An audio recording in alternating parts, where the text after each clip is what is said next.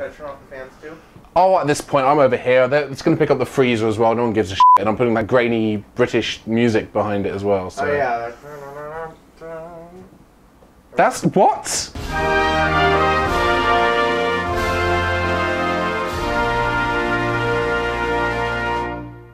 Hello and welcome to this week's episode 2. I keep doing that. It's 2. Second episode. Did a little survey on Twitter, Tumblr, Facebook, Bebo, MySpace, Yahoo group.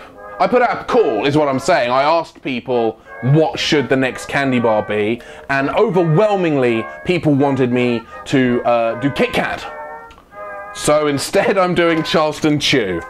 There are 3 varieties of the Charleston Chew. There is the vanilla, which I've gone for. There's also chocolate and strawberry. I may come back to those in a future episode. I thought about doing all 3 in one episode, but I thought it's episode 2. I don't want to blow my load just yet. Charleston Chew, yellow packaging. Let's talk about this for what. This puts me in mind of a lot of basic candy from the UK. The plain text, bright colours, primary colours as well. Very eye-catching. This has an interesting font. It's curving in the middle. It's kind of like it's got a pinch in the middle, kind of like word art from Microsoft Word 97. It's nice. It's a little bit retro. There's an outline going on there.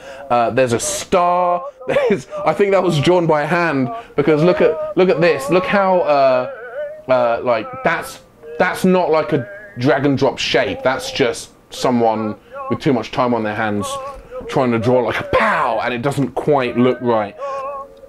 Oh, that smells really good. I'm surprised. I'm not sure it smells like vanilla. Earlier today I actually had a vanilla Coke. Not really relevant, just wanted to bring it up. Smells sweet. Doesn't smell particularly chocolatey. Some light cracking down along the side, along the rim, for those of you who are perfectionists. If you are the kind of person who will open a packaging, see some minor damage and then immediately throw it in the trash, why do you exist? Very soft, very chewy. Wow, that's actually quite nice. This is surprisingly good.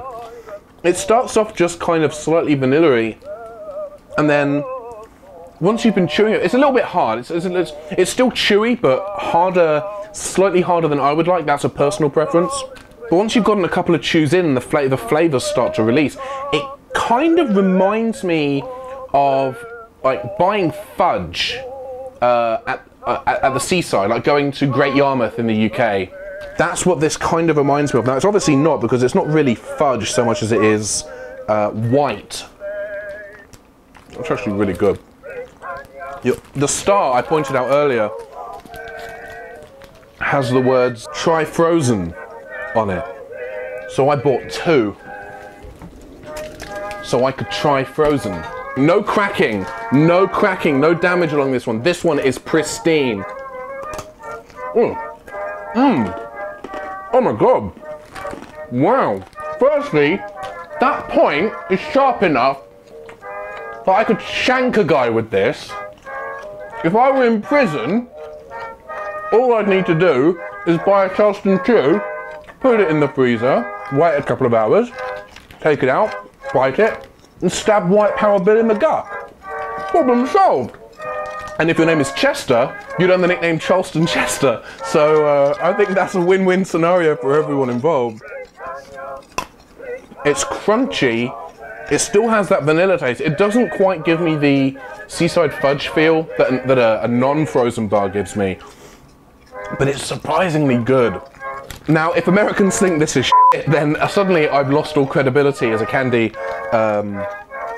patriarch, if that's what I can be called. I can't be called that. Even if I weren't doing this blog, there are no set of circumstances under which I could be referred to as a patriarch at all. Out of 10, the regular non-frozen bar, keeping in mind, by the way, I'm using the scale of 10, with 0 being absolute, just unforgivable, Hershey's basically, and then 10 is the finest chocolate you could ever, like tasting this chocolate will bring you to orgasm. 5 is not great, not terrible, it's middle of the road. It's Easter egg chocolate basically, it's not special. This An unfrozen Charleston chew I will give a 7 out of 10.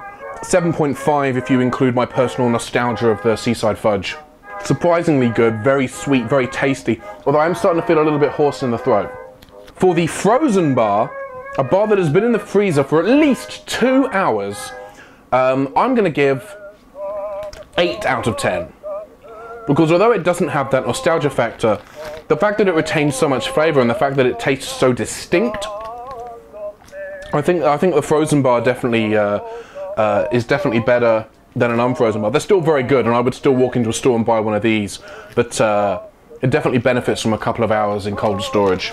So that's it for this week. Let me know what you think. Do you agree? Do you disagree? Is Charleston Chew terrible? Is it brilliant? Leave a comment below. Let me know what you think, whether you agree or disagree. Also, let me know what you'd like me to review next week. And there's a helicopter overhead. That's a good time to stop recording. I'm going to go away and think about what I've done with my life, because I suspect it's not really enough if this is what I'm doing in my free time.